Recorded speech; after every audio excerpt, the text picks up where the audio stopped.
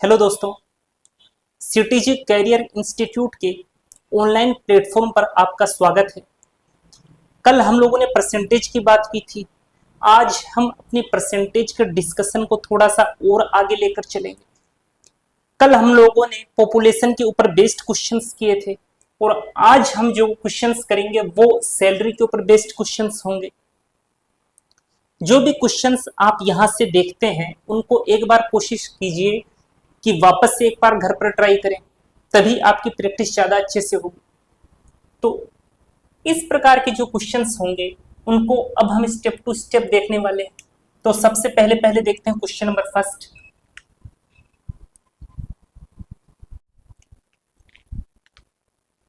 चलिए, इस क्वेश्चन को पहले एक बार आप खुद से ट्राई करिए। वीडियो को पॉज करो और एक बार क्वेश्चन को ट्राई करो। उम्मीद करता हूं कि आपने क्वेश्चन जरूर ट्राई किया होगा। अब देखो, इसने क्या कहा, नीलेश के परिवार में खर्च का बचत से अनुपात 5:3 है, लेकिन उसके खर्च में 60% की वृद्धि होती है। खर्च और बचत का अनुपात अपने को दे दिया 5:3, लेकिन उसके खर्च में 60% की वृद्धि होती है। खर्च जो है वो 60% बढ़ा देता है और उसकी आय में केवल 25% की वृद्धि होती है। इस प्रकार बचत में 3500 रुपए का घाटा होता है। तो नीलेश के परिवार की बढ़ी आय कितनी है, ये अपने को बताना है। देखो, एक चीज ये समझो पहले कि खर्च और बचत को जोड़ने से हमेशा आय बनती है। जैसे मान लो राम है, राम की सैलरी 20,000 रुपए है, उसने खर्च किया 12,000 और उसने बचाया 8,000। भी खर्च 20,000 सैलरी में से 12,000 तो खर्च कर दिया, यानी बचाया कितना होगा 8,000, है ना। तो 12,000 और 8,000 को जोड़ेंगे तो अपनी सैलरी आ जाएगी 20,000। ठीक इसी कॉन्सेप्ट का यूज इस क्वेश्चन में करेंगे। यहां पर क्या कहा, नीलेश के परिवार में खर्च का बचत से अनुपात 5:3 है, यानी कि सैलरी इन दोनों को जोड़ोगे तो कितनी हो जाएगी 8, यानी सैलरी क्या है 8 है। तो देखो, इधर तो लिखता हूं मैं खर्च, इधर लिखता हूं बचत और इधर लिख देता हूं आय। खर्च कितना है अपना 5, बचत कितनी है अपनी 3, तो आय कितनी हो जाएगी 8। दोनों को जोड़ोगे तो आय आएगी। मैं ऐसा भी तो लिख सकता हूं, इसको एक 0 दे दूं तो इसको भी एक 0 दे दूं तो इसको भी एक 0 देनी पड़ेगी, क्योंकि दोनों का सम तो इक्वल होना चाहिए ना, उसके बराबर होना चाहिए। रेशियो अब भी 5:3 ही है, 0 से 0 कट जाएगा, रेशियो 5:3 ही बरकरार रहेगा। ठीक है। अब उसने क्या कहा, लेकिन उसके खर्च में 60% की वृद्धि होती है। 50 में 60% की वृद्धि होगी, 10% कितना है 5, 6 से मल्टीप्लाई करोगे 60% आएगा। 5 को 6 से मल्टीप्लाई करोगे तो आएगा 30, 50 में 30 जोड़ा तो आया 80, यानी खर्च कितना हो गया 80। उसके बाद में उसने क्या कहा, आय में केवल 25% की वृद्धि होती है। ये 80 क्या है आय, 25% निकालने के लिए पहले 50% निकाल लो, वर्बली निकाल लो, इसका आधा करो 40, तो 40 क्या है 80 का 50% है। अब इस 40 का भी आधा कर दो, कितना होगा 20, यानी कि 80 का 25% क्या है 20। ये लो जी 20। उसने क्या कहा, आय में 25% की वृद्धि हुई, तो 80 में 20 जोड़ा तो क्या आ गया 100। अब बचत देखनी है अपने को, 80 में कितना जोड़ूं कि 100 आ जाए, तो यहां पर रखना पड़ेगा 20। ठीक है, यानी कि बचत क्या हुई है 30 से 20 हो गई, यानी 10 कम हो गई, -10। लेकिन उसने क्या कहा है कि यार घाटा 10 का थोड़ी ना हुआ है, घाटा तो मेरे 3500 रुपए का हुआ है, यानी कि 10 की वैल्यू किसके बराबर है 3500 के, यानी 3500 जो है अपना वो बराबर है 10 के। तो नीलेश के परिवार की बढ़ी आय क्या है, बढ़ी हुई आय तो 100 है, तो अपने को 100 की वैल्यू बतानी है, यानी कि उसको अपने को 100 से मल्टीप्लाई करना पड़ेगा। तो कर दो 100 से मल्टीप्लाई, 10 100 कट गया 10 बार, ठीक है। 3500 को 10 से मल्टीप्लाई करोगे तो आ जाएगा 35,000, ऑप्शन नंबर बी। ठीक है, अगला क्वेश्चन देखते हैं।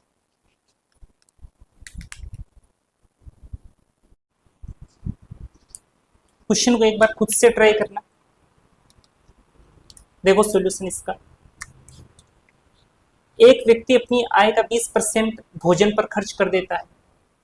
20% खर्च किया भोजन के ऊपर, 15% खर्च किया किराए के ऊपर, 20% खर्च किया दवा पर, 5% खर्च किया एजुकेशन पर, 10% आयात पर और 10% अन्य चीजों पर खर्च किया। काफी खर्चा कर दिया उसने तो यार। यदि उसकी कुल बचत कितनी है, 6,000 है, तो उसकी आय क्या होगी? देखो पहले ऐड कर लेते हैं कि उसने खर्च टोटल कितना किया है। 20 और 15 35, 35 और 20 55 और 5 60, 10 70 और 10 80। उसने 80% खर्चा कर दिया और हम लोगों ने मान लिया कि उसकी जो आय है वो 100 है। 100% मान लो, 100% है, जिसमें से 80% तो उसने खर्च कर दिया, यानी बचा कितना लिया, 20% बचा लिया। और उसने क्या कहा है कि बचाया तो 6,000 है, यानी 20 की वैल्यू किसके बराबर हो गई, 6,000 के। 20 की वैल्यू किसके बराबर हो गई, 6,000 के। तो उसकी आय क्या होगी, हमने आय कितनी मानी है, 100, यानी कि अपने को 100 की वैल्यू बतानी है, तो इसको 100 से मल्टीप्लाई कर दो। 20 से कट गया 5 पर, 6 पंजे 30 और ये 3 0 आगे रख दो, ऑप्शन नंबर बी। ठीक है, आय तो पूछी थी, ये आय आ गई अपने पास। अगर मान लो अपने से ये पूछ लेता कि उसने किराए पर कितने रुपए खर्च किए, तो अपने पास सैलरी तो आ गई 30,000 रुपए। इस 30,000 का 20%, इस 30,000 का 15% किराए पर खर्च करता है, तो इसका 15% निकालो। इसका 1% हो गया 300, तो 15% निकालोगे तो आ जाएगा 4500। 4500 यानी कि उसने 4500 रुपए किराए पर खर्च किए। ठीक है, क्वेश्चन के लेवल को थोड़ा सा इंप्रूव करते हैं। अगला क्वेश्चन देखिए, चलिए इस क्वेश्चन को देखिए। इस क्वेश्चन को करने के तकरीबन 3 तरीके मैं आपको बताऊंगा। जो पहला जो बेसिक तरीका होता है वो देखना।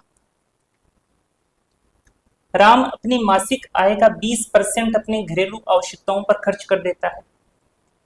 शेष आय का 15% पुस्तकों पर तथा शेष आय का 30% कपड़ों पर खर्च करता है। अब उसके पास 9,520 रुपए बचते हैं, तो उसकी मासिक आय क्या होगी, ये अपने से पूछा गया है। देखो हमने मान लिया कि उसकी जो आय है, ये तरीका नंबर फर्स्ट है, मेथड नंबर फर्स्ट है। हमने ये मान लिया कि उसकी जो आय है वो 100 है। ठीक है, मासिक आय का 20% घरेलू आवश्यकताओं पर खर्च करता है, तो इसका 20% निकालोगे तो 20 ही आएगा। तो 100 में से 20 घटाओगे तो 80 आ जाएगा। ठीक है,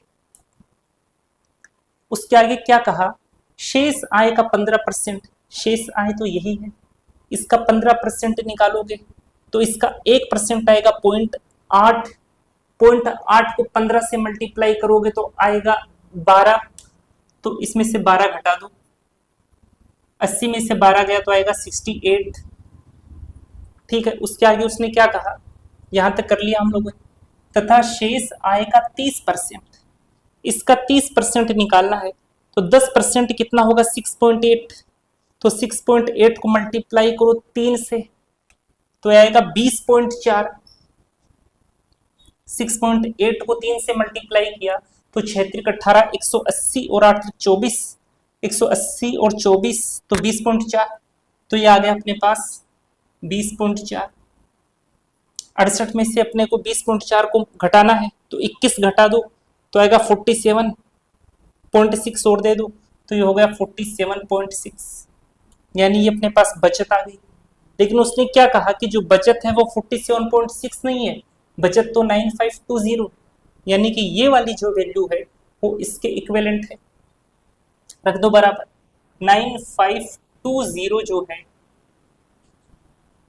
वो बराबर है 47.6 के। तो उसकी मासिक आय क्या होगी? हम लोगों ने मासिक आय 100 मानी है, तो इसको 100 से मल्टीप्लाई कर दो। ये लो, अब बस सोल्व करना है, आंसर अपने पास आ जाएगा। सोल्व करते हैं, पॉइंट हटाया, 0 बढ़ाया, 17 से कट जाएगा, 17 दूनी 34, बच गया 13, तो 17 8 136, 17 पंजे 85, 17 छक्के 102 और ये 0, 28 से कट गया 2 पर, 20 को 1000 से मल्टीप्लाई करोगे तो आ जाएगा 20,000। Option number C. ठीक है, हमेशा ये ट्राई किया करो कि क्वेश्चन आपका एक बार में ही सोल्व हो जाए। देखो, जब इस टाइप की कैलकुलेशन आती है तो बहुत शांत दिमाग से कैलकुलेशन को करना है, फुली कंसंट्रेशन अपना क्वेश्चन को सोल्व करने पर होना चाहिए। वरना कई बार क्या होता है, एग्जाम में हम क्वेश्चन सोल्व कर रहे होते हैं, एग्जाम में क्या होता है, अपना जो दिमाग होता है वो हड़बड़ाया हुआ होता है। भाई घबराहट तो थोड़ी रहती है क्योंकि एग्जाम है। तो क्वेश्चन जो भी सोल्व करो, हमेशा क्वेश्चन पेपर को इस तरीके से अटेम्प्ट करो कि जो भी इजी क्वेश्चंस हैं उनको पहले सोल्व करो। आप पेपर को फर्स्ट अटेम्प्ट में सोल्व करते टाइम पहले वो क्वेश्चन सोल्व करो जिनके आंसर बड़े इजीली हम लोग दे सकते हैं। फिर सेकंड अटेम्प्ट में उन क्वेश्चंस को सोल्व करो जिनके आंसर देना थोड़ा सा टफ है, और थर्ड अटेम्प्ट में उन क्वेश्चंस को सोल्व करो जो काफी ज्यादा कॉम्प्लिकेटेड है। ठीक है, एक चीज और, हमेशा एक बार में क्वेश्चन को निपटा दो। अब कई लोगों की सोच क्या होती है, वो क्वेश्चन को काफी फास्ट करते हैं, फास्ट करने के चक्कर में क्वेश्चन गलत हो जाता है। एग्जाम में नंबर जो मिलते हैं वो हमेशा सही क्वेश्चन सोल्व करने के मिलते हैं। आप कभी भी देख लेना, एक बार के अंदर अगर आप क्वेश्चन का आंसर निकाल देते हो तो आपकी स्पीड काफी ज्यादा अच्छी होती है, अदर उन बंदों से जो फास्ट निकाल करके गलत कर देते हैं। तो हमेशा एक बार में ही क्वेश्चन को सोल्व करना है। तो आंसर कितना गया? 20,000। ये तरीका तो एग्जाम में अपने को यूज भी नहीं करना है, ये तो मैंने आपको बस ऐसे बता दिया, ये बेसिक तरीका है। तरीका नंबर सेकंड देखो,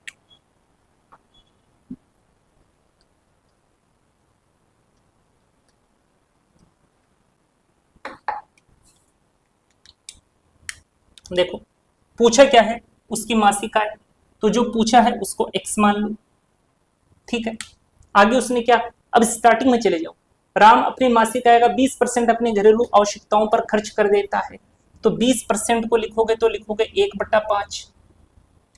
20% के आगे आय लिखा है, परसेंट के आगे क्या लिखा है? आय, यानी कि नीचे क्या लिखा मिलेगा आपको? आय। 20% के बाद में क्या लिखा है? अपनी घरेलू आवश्यकताओं पर खर्च करता है, खर्ची तो लिखा हुआ मिलेगा, यानी कि ऊपर क्या लिखा है? खर्च। अब आप करके देख लो चाहे, ये 5 क्या है? ये तो है आय। इस 5 का आप 20% निकालोगे तो 1 ही आएगा, और 1 जो है वो अंश में बैठा है, लेकिन अपने को बचत के फॉर्मेट में लिखना है क्योंकि अपने को यहाँ पर बचत दी गई है। ठीक है ना, तो 5 तो क्या है? आय। 5 में से 1 घटाया तो आया 4, तो 4 क्या है? अपनी बचत है। तो 4/5 को मल्टीप्लाई कर दो x से, बचत की फॉर्मेट में लिख रहे हैं। यहां तक की बात हो गई। आगे क्या कहा? शेष आय का 15% पुस्तकों पर खर्च करता है, तो 15% कितना होता है? 5 के 15 और 5 दूनी 10, यानी कि 3/20 होता है। बचत की फॉर्मेट में लिख रहे हैं, यानी कि 17/20 से मल्टीप्लाई कर दो। कर दिया। आगे उसने क्या कहा? तथा शेष आय का 30%, 30% तो 3/10 होता है। बचत की फॉर्मेट में लिखोगे तो 7/10 से मल्टीप्लाई कर दो। ठीक है, अब ये अपने पास पूरा बचत का लेखा जोखा आ गया, जो उसने क्या बोला है, किसके बराबर है? 9520 के बराबर है, तो इसको बराबर रख दो 9520 के। ठीक है, कर दो सॉल्व इसको, कटने वाली चीजें उड़ा दो फटाफट। चलो, 4 से कट गया 5 पर, 17 से काटा 17 पंजे 85, 17 छक्के 102 और ये 0, 60 से काटते हैं 7 8 56, ये 0, यहाँ पर क्या बच गया? 55 25 और ये 250, तो x की वैल्यू क्या आएगी? 80 को मल्टीप्लाई करोगे 250 से, 25 8 200, तो ये 200 और ये 2 0 यहाँ पर आ गए। यानी x की वैल्यू क्या आ गई 20,000, वही ऑप्शन नंबर सी। ये तरीका इस क्वेश्चन को करने का बेस्ट तरीका है। एक तरीका मैं आपको और बताता हूँ, वो भी इसी के जैसा है, और एग्जाम में इस तरीके के क्वेश्चन काफी ज्यादा अमाउंट के अंदर पूछे जाते हैं। तो आपको तरीका नंबर फर्स्ट यूज नहीं करना, या तो आप तरीका नंबर सेकंड यूज करो, या फिर अब मैं जो तरीका नंबर थर्ड बताने जा रहा हूँ वो भी आप यूज कर सकते हो, वो भी काफी ज्यादा अच्छा तरीका है। देखो आप,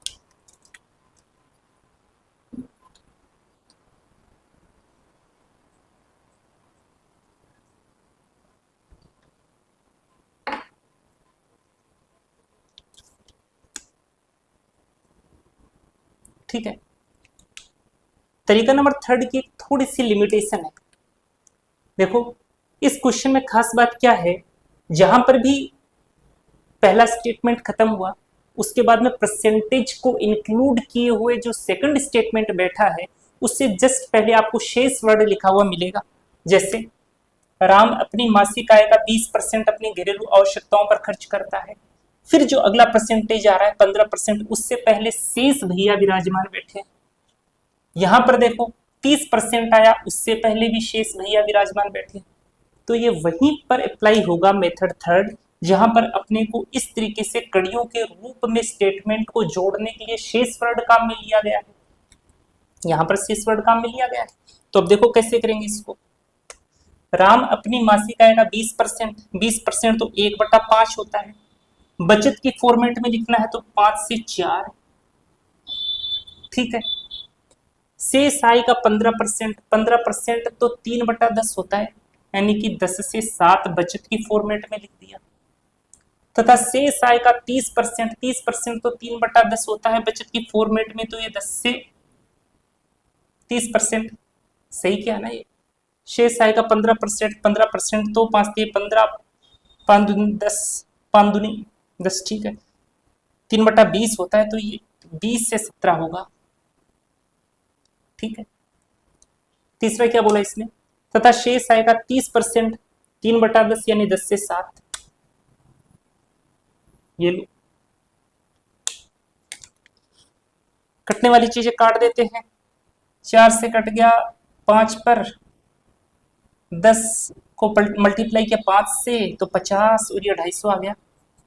17 को 7 से किया तो 119 आ गया, ठीक बात है। तो यहां पर जो चीज आती है अपने पास वो बचत होती है जो लास्ट में अपने पास बचती है, और ये इनकम होती है जो शुरू में अपने पास होती है। तो शुरू में अपने पास इनकम क्या थी 250, हमने खर्चा वर्चा करके कितना बचा लिया 119 बचा लिया। लेकिन उसने क्या कहा यार 119 थोड़े ना बच रहा है, तेरा तो हिसाब ही गलत है, बस तो 9520 रहा है।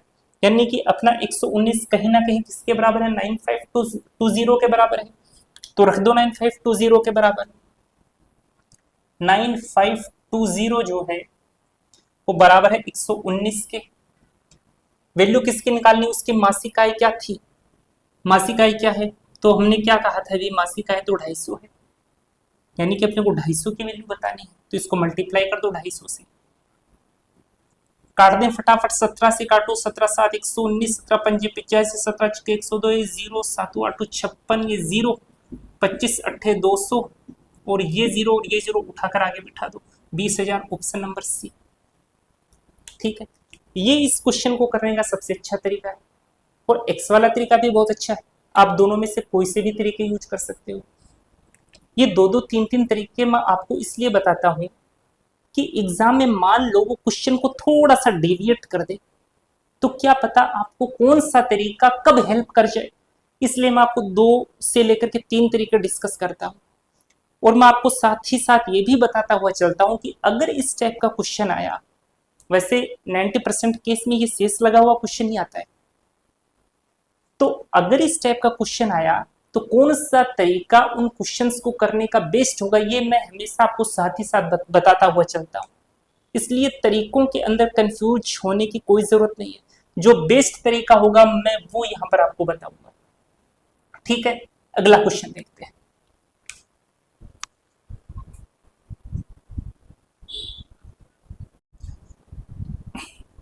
चलिए इस क्वेश्चन को देखते हैं।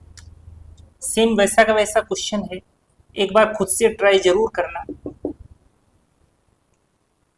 देखो जैसे ही क्वेश्चन देखा कि अनुष्का के पास जितने रुपए थे उसका 33.1/3% विराट को, और शेष धन का, जैसे ही शेष देखा तुरंत क्लोजअप की स्माइल आनी चाहिए कि यार यहाँ पर तो शेष लिखा है।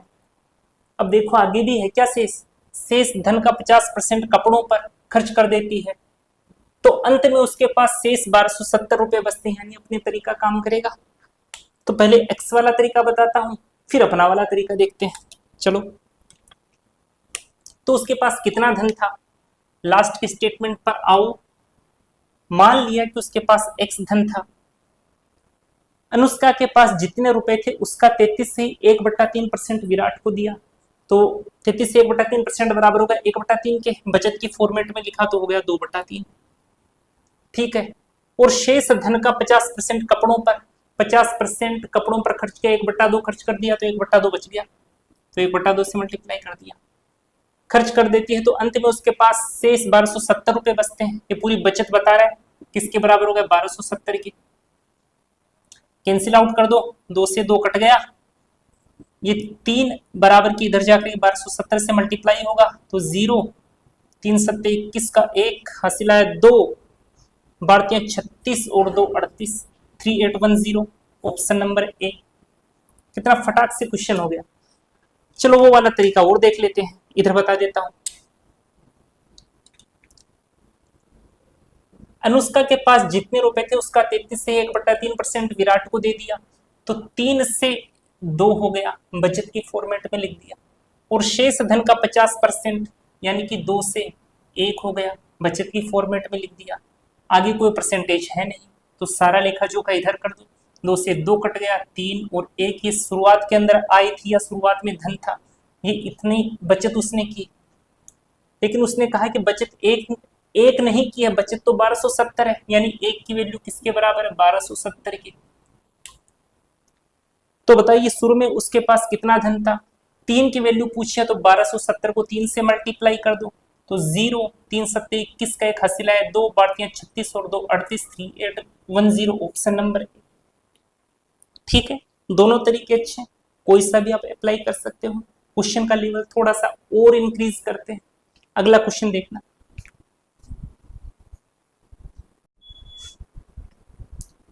इस क्वेश्चन को देखो, कुछ वैसा ही क्वेश्चन है ये। यदि एक व्यक्ति अपनी आय का 20% भोजन पर और शेष का, वर्ड आ गया शेष वाला, का 5% यातायात पर खर्च कर देता है, और अंत में शेष धन का 120 रुपए दान दे देता है, और अंत में उसके पास 1400 रुपए बचते हैं, तो उसकी आय क्या होगी, ये पूछा है। करें सोल्व, शेष वाला वर्ड है तो शेष वाला तरीका लगा दें।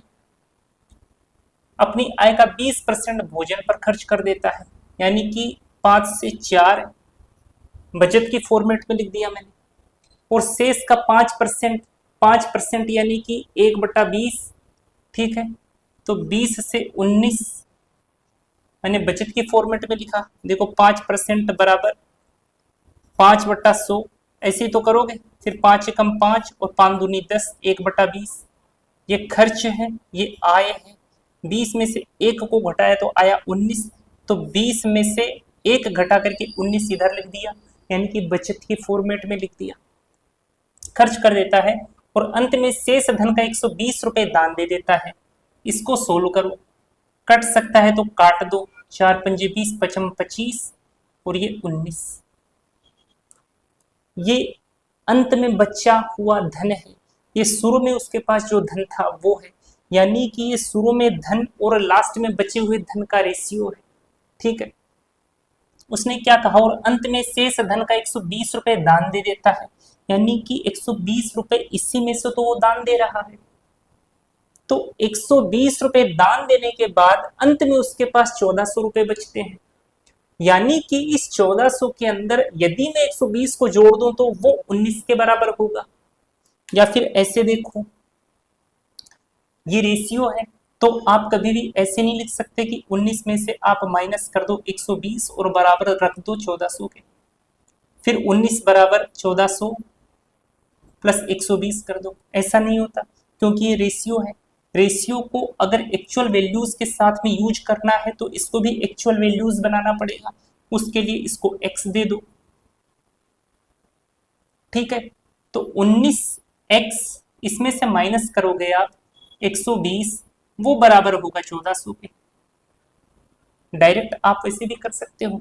तो 19x बराबर 1400 प्लस 120, ये कितना गया 1520, ठीक है। तो x की वैल्यू कितनी आएगी 1520 बटा 19, दिख रहा है क्या ये, ठीक है। इधर लिखता हूं मैं 1520 बटा 19, तो x बराबर कितना आएगा, 19 से काटोगे तो 80 इधर आ जाएगा, तो x की वैल्यू कितनी आ गई 80। तो उसकी आय कितनी होगी, यानी कि उसने 25x की वैल्यू पूछी है, x की वैल्यू 80 है, तो इस x की वैल्यू उठा करके यहां रख दो, तो 25 इंटू 80, तो 25 अट्ठे 200, और ये वाला जीरो इधर आ जाएगा, ये जीरो 2000, यानी कि उसकी आय कितनी होगी 2000 होगी, ऑप्शन नंबर बी, ठीक है। या फिर आप डायरेक्ट x ना मानते तो आप ऐसे भी लिख सकते थे,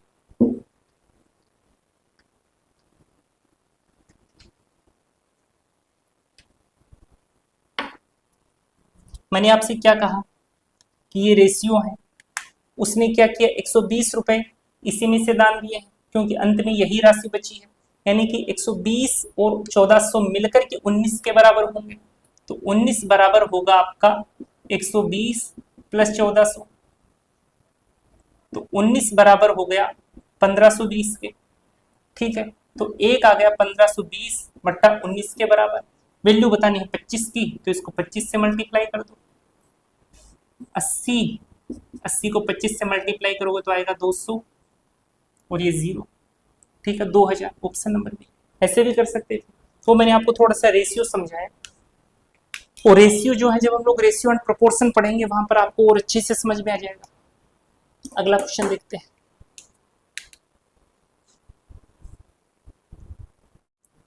इस क्वेश्चन को ट्राई करो,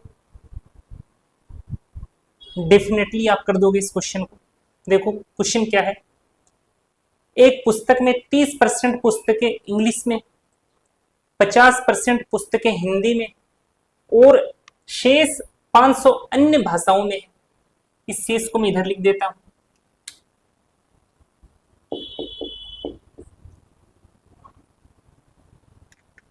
ठीक है। पुस्तकालय में कुल कितनी पुस्तकें हैं, बहुत ही सिंपल क्वेश्चन है, सोल्व करो आप एक बार इसको।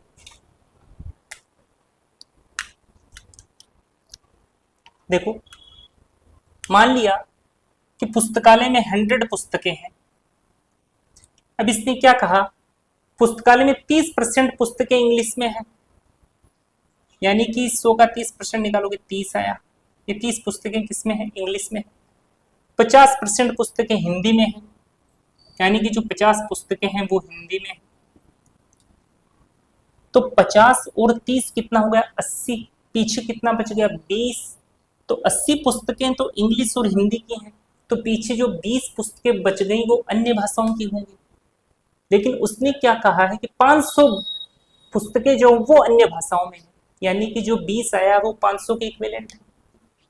500 के इक्विवेलेंट क्या आया 20, वैल्यू कितने किस चीज की बतानी है, पुस्तकालय में कुल कितनी पुस्तकें हैं, हम लोगों ने 100 पुस्तकें मानी, तो इसको मल्टीप्लाई कर दो 100 से, ये कट गया 5 पर, 5 25, ये 2 0, ऑप्शन नंबर बी, ठीक है। कितना इजी क्वेश्चन था। अच्छा एक तरीका और बताता हूं मैं इसको करने का। इसने क्या कहा कि पुस्तकालय में 30% पुस्तकें अंग्रेजी में है, 50% पुस्तकें हिंदी में है, बीच में शेष वर्ड नहीं है, बीच में जब शेष वर्ड नहीं होता तो आप परसेंटेज को डायरेक्टली ऐड कर दिया करो। पुस्तकालय में 30% पुस्तकें अंग्रेजी में और 50% पुस्तकें हिंदी में है, तो 50 और 30 80, यानी 80 पुस्तकें इंग्लिश और हिंदी की हो गई, पीछे कितनी बच गई 20 पुस्तकें, यानी कि 20 किसके बराबर हो गया 500 के, तो 500 बराबर हो गया 20 के, ठीक है, और 100 से मल्टीप्लाई कर दो, ओके ऐसे भी कर सकते हैं। चलो अगला क्वेश्चन देखते हैं।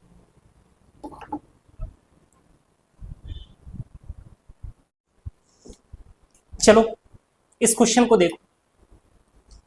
देखने में क्वेश्चन काफी भारी भरकम लग रहा है, लेकिन जितना बड़ा क्वेश्चन उतना छोटा सॉल्यूशन। पढ़े क्वेश्चन को। रूपम अपने पिता से प्राप्त राशि में से 40% हॉस्टल पर, 20% किताबों और स्टेशनरी पर और शेष का, यहां पर शेष वर्ड यूज किया, 50% परिवहन पर खर्च करता है। हॉस्टल, किताब आदि और परिवहन पर खर्च करने के बाद 450 जो शेष का आधा है उससे वह बचाता है, यानी 450 रुपए वो बचा लेता है। उसे अपने पिता से कितने रुपए मिले थे? बहुत सिंपल क्वेश्चन है। तो जिन परसेंटेज के बीच में शेष नहीं लगा है उनको ऐड कर दो। तो 40 और 20 इनको ऐड करोगे तो कितना आएगा? 60%। तो 60% को फ्रैक्शन की फॉर्म में लिखोगे तो कैसे लिखोगे? 60/100, 20 × 60, 20 × 100, यानी कि 3/5। लेकिन अपने को तो बचत की फॉर्मेट में लिखना है, तो 5 में से 3 गया तो बचा 2। ठीक है, अब आगे क्या कहा उसने?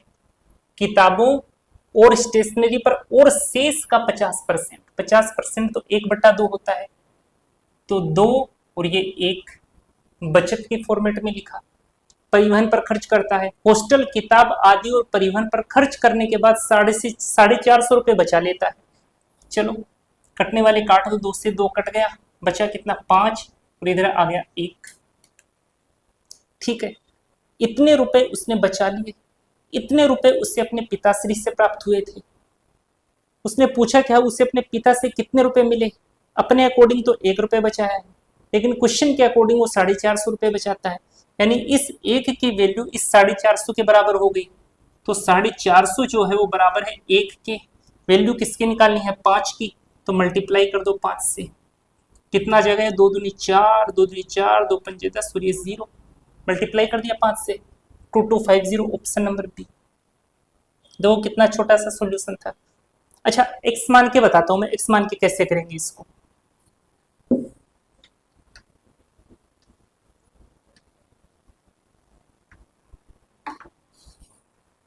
जो पूछा है उसे एक्स मान लो। पूछा क्या है? पिता से कितने रुपए मिले थे? मान लिया कि पिता से x रुपए मिले थे। ये लो जी, x रुपए मिले थे।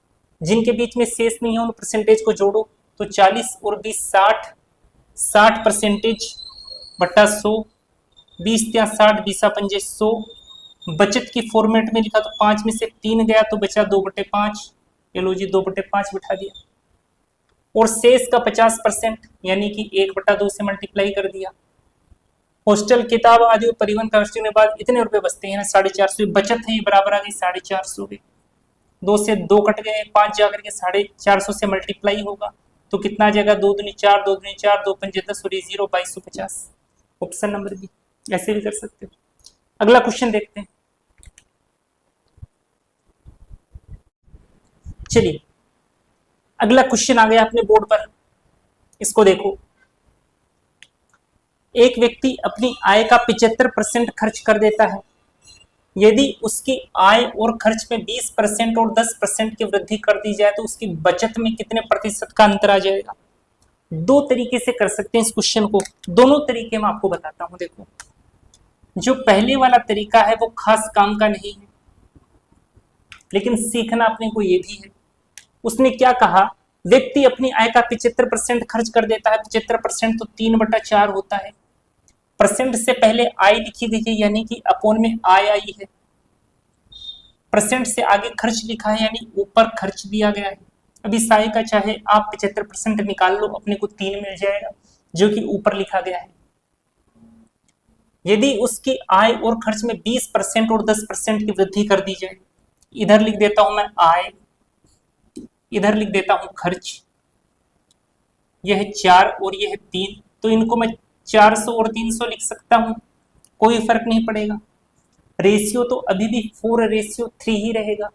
ठीक है, इन दोनों का सब्ट्रैक्शन करूंगा, इन दोनों को घटाऊंगा तो अपने पास बचत आ जाएगी। तो बचत कितनी आएगी? 100। ठीक है, अब आगे देखो, उसने क्या कहा? आय में 20% की वृद्धि करो, तो इसका 20% तो 80 हो जाएगा, तो 480 हो गया। इसमें 10% की वृद्धि करो तो इसका 10% तो 30 हो जाएगा, तो ये 330 हो गया। इन दोनों को घटाओगे तो बचत आएगी, तो ये कितना आएगा 70 और 80 150, तो ये आ गया 150। इसमें से इसको घटा दिया, 150 आ गया। आगे उसने क्या पूछा, तो उसकी बचत में कितने प्रतिशत का अंतर आ जाएगा। बचत पहले 100 थी, अब 150 हो गई, यानी बचत कितनी बढ़ गई, 50% बढ़ गई। ठीक है, ये पहला तरीका, ऑप्शन नंबर ए आंसर हो गया। अब दूसरा तरीका बताता हूं जो इस प्रकार के क्वेश्चन को करने का सबसे अच्छा मेथड होता है। देखते हैं सेकंड नंबर तरीका।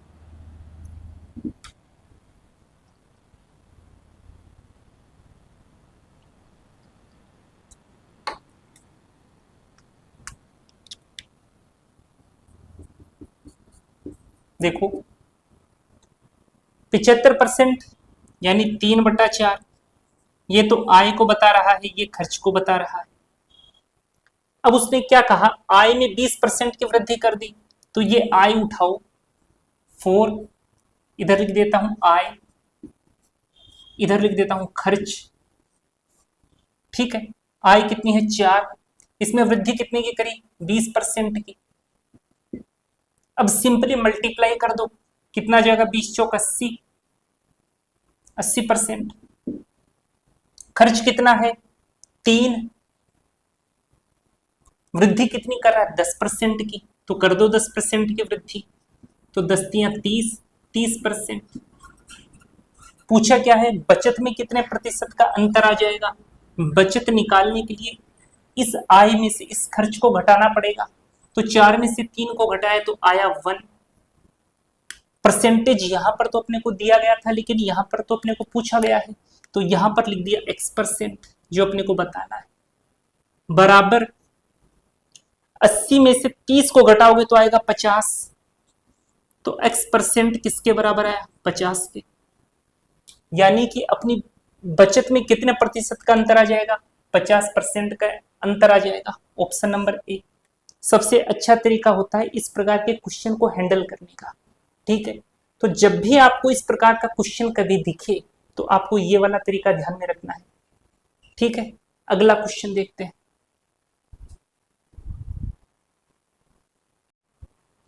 इस क्वेश्चन को देखो, बिल्कुल वैसा ही क्वेश्चन है ये। क्या लिखा गया है, एक व्यक्ति जिसकी आय 13,500 रुपए है, वह अपनी आय का 9,000 खर्च कर देता है। कितना खर्च किया 9,000, ऊपर खर्च लिखा, नीचे आय लिखा, कितना है 13,500। कटने वाली चीज को काट दो, 15 से काटा 6 पर, ये 9 पर कट गया, 3 दूनी 6, 3 त्रिका 9, यानी रेशियो आ गया 2/3। ठीक है, इधर आय लिखते हैं, फिर बचत लिखते हैं, खर्च लिखते हैं।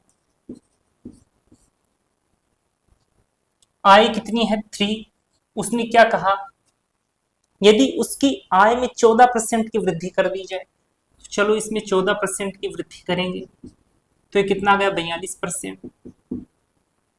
ठीक है, उसके आगे इसने क्या कहा, 7% की वृद्धि खर्च में कर दी जाए। खर्च कितना था 2, वृद्धि कर रहा है 7% की, तो ये कितना आ गया 14%। पूछा क्या है, बचत में कितने परसेंट का अंतर आ जाएगा। अब बचत आएगी, 3 में से 2 को घटाया 1% पूछा है, तो x% मान लिया। 42 में से 14 को घटाया तो आया 28%, यानी कि x% कितने के बराबर आ गया 28% के, यानी कि आंसर क्या आ गया आपका 28, ऑप्शन नंबर बी। देखो कितना फटाक से क्वेश्चन हो गए। तो जब भी अपने पास इस प्रकार का कोई क्वेश्चन आए तो अपने को यही वाला तरीका फॉलो करना है। ठीक है, अब कुछ क्वेश्चंस जो हैं वो हम लोग टैक्स और इनकम से रिलेटेड देख लेते हैं, क्योंकि उस प्रकार के क्वेश्चंस भी एग्जाम में पूछे जाते हैं। ठीक है, अगला क्वेश्चन देखते हैं।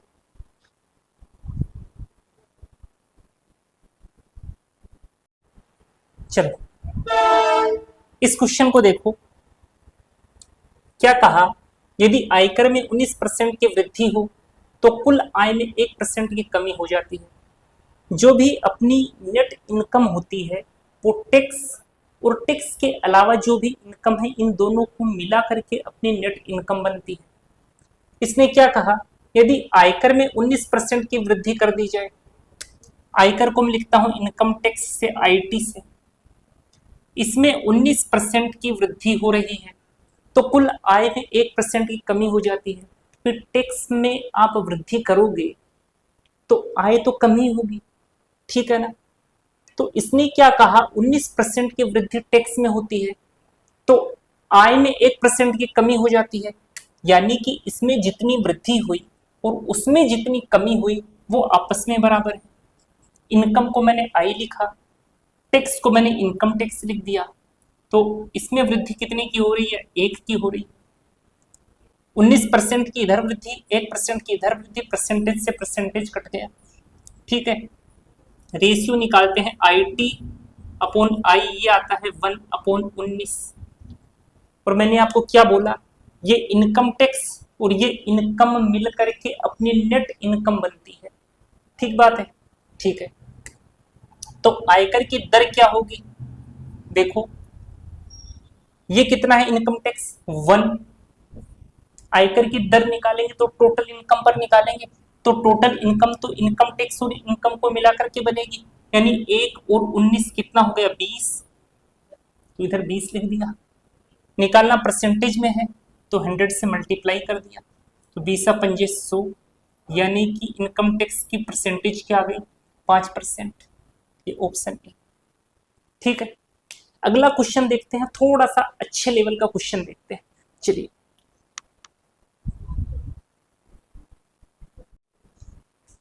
चलिए जी इस क्वेश्चन को देखिए, कोशिश करिए इस क्वेश्चन को करने की। क्या कहा उसने, जब एक व्यक्ति की आय रुपए 6000 से बढ़ जाती है तब इसके द्वारा भुगतान किए गए टैक्स दर 18% से घटकर 15% हो जाती है, ठीक है। यदि दोनों स्थितियों में 25% आय कर मुक्त हो तो उसकी आरंभिक आय क्या थी, जबकि वह दोनों स्थितियों में समान कर भुगतान करता है, ठीक है। देखो मान लिया स्टार्टिंग में उसकी आय x रुपए थी, ये तो पहले लिख लेते हैं, और ये अब इधर आय और इधर टैक्स, ठीक है। उसने क्या कहा, जब एक व्यक्ति की आय रुपए 6000 से बढ़ जाती है तो मान लिया पहले x थी और अब 6000 बढ़ गई,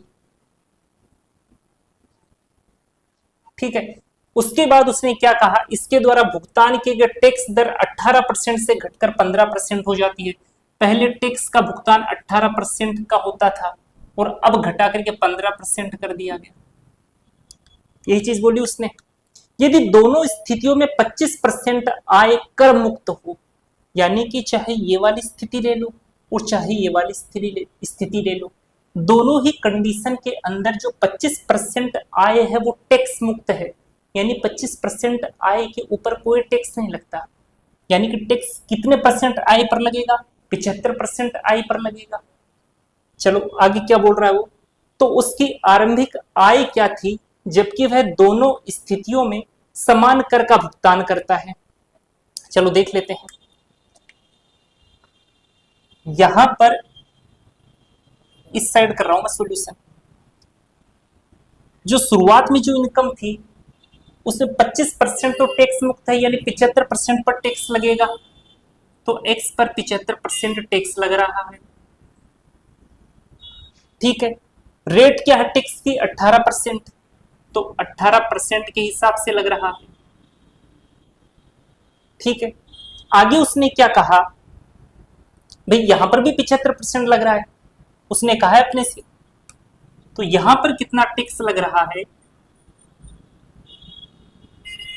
75%, और रेट क्या है 15%, ठीक बात है। और उसने एक चीज अपने से कही है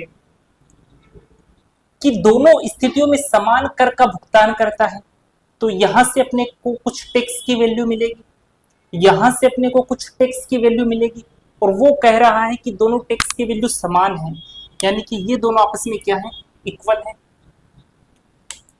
इस इक्वेशन को सोल्व करके एक्स की वैल्यू निकालनी है, बस इतना सा काम।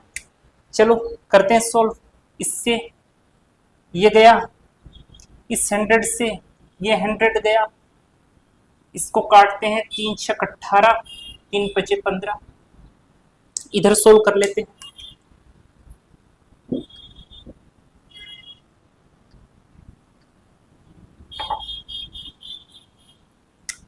तो ये कितना बच गया अपने पास, 6x इक्वल टू, ये 5x से भी मल्टीप्लाई होगा और 6000 से भी मल्टीप्लाई होगा, तो कितना आ जाएगा, 5x प्लस 6 पंजे 30 और ये 3 जीरो आगे।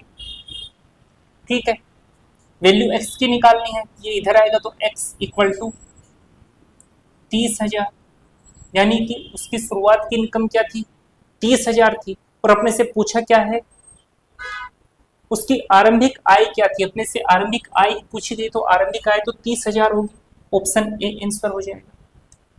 ठीक है, समझ में आया होगा आपके। चलो अगला एक और क्वेश्चन देखते हैं।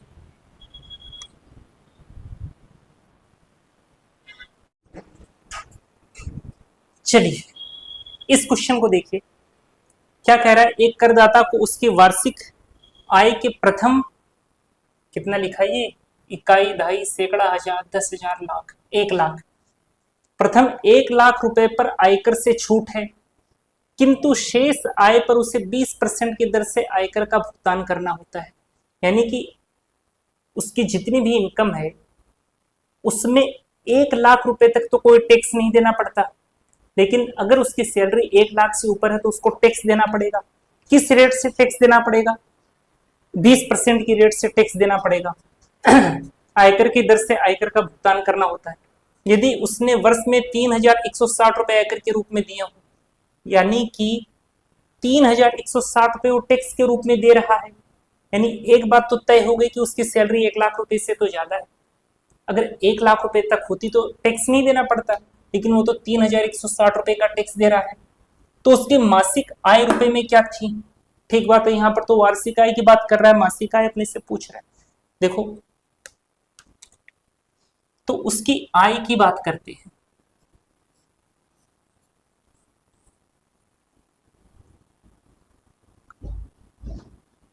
ठीक है, उसकी आय 1,00,000 और जो शेष आय है उस पर 20% की रेट से टैक्स लग रहा है।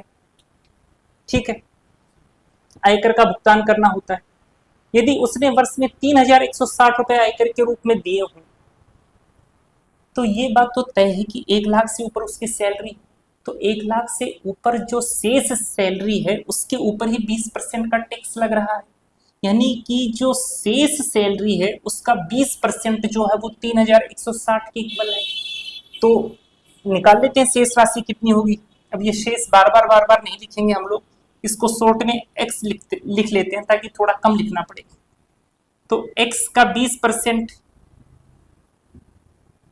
कितने के बराबर है, 3,160 के। तो इधर से x की वैल्यू निकालेंगे तो अपने पास शेष राशि आ जाएगी, तो निकाल लो। x इक्वल टू 3,160 और ये 2 जीरो और भाग लग गया 20 का, इस जीरो से ये जीरो कैंसिल, 2 एक कम 2, ठीक है, पीछे बच गया 1, 2 पंजे 10, 2 अट्ठे 16 और ये 2 जीरो, यानी x इक्वल टू कितना गया 15800, यानी अपने पास शेष राशि आ गई 15800। अब उसने आगे क्या कहा, यदि उसने वर्ष में 3,160 रुपए आयकर के रूप में दिए हो तो उसकी मासिक आय रुपए में क्या थी। यानी कि पहले तो अपने को टोटल आय निकालनी पड़ेगी, जो टोटल आय आएगी वो पहले वार्षिक आएगी, इस आय को इस शेष राशि से ऐड करोगे तो टोटल इनकम आ जाएगी। चलो ऐड करते हैं यहां पर, चलो इधर ही लिख लेते हैं, इसको हटा देता हूं।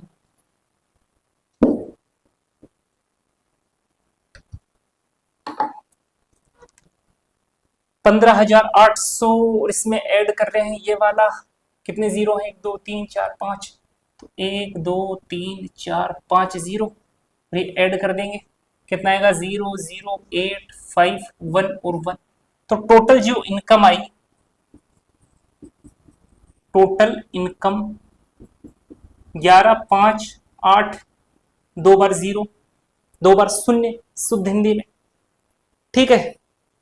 लेकिन ये वार्षिक आई है, उसने क्या पूछी है, मासिक कितनी होगी। तो एक वर्ष में 12 महीने होते हैं, मंथली निकालना है तो 12 से डिवाइड कर दो, ठीक है। इसको सोल्व करो, 12 नवैया 108, पीछे बच गया 7, 12 छक 72, 12 पंजे 60 और ये 0, ठीक है। तो टोटल इनकम मंथली कितनी आ गई 9650, ऑप्शन है क्या कोई ऐसा, 9650, ऑप्शन नंबर डी, ठीक है। तो इस प्रकार से जितने भी सैलरी के ऊपर बेस्ड क्वेश्चन बन सकते हैं वो सारे के सारे हम लोगों ने डिस्कस कर लिए। कल हम परसेंटेज के चैप्टर को थोड़ा और आगे बढ़ाएंगे और परसेंटेज के कुछ अलग टाइप्स को देखेंगे। अगर आपको ये वीडियो पसंद आया है तो चैनल को सब्सक्राइब जरूर करें, वीडियो को लाइक जरूर करें, और कहीं पर भी कोई भी कमेंट आपको, कहीं पर कोई भी डाउट अगर आपको आता है तो आप कमेंट बॉक्स में टाइप जरूर करें, ठीक है। मिलते हैं कल के वीडियो में, तब तक के लिए धन्यवाद।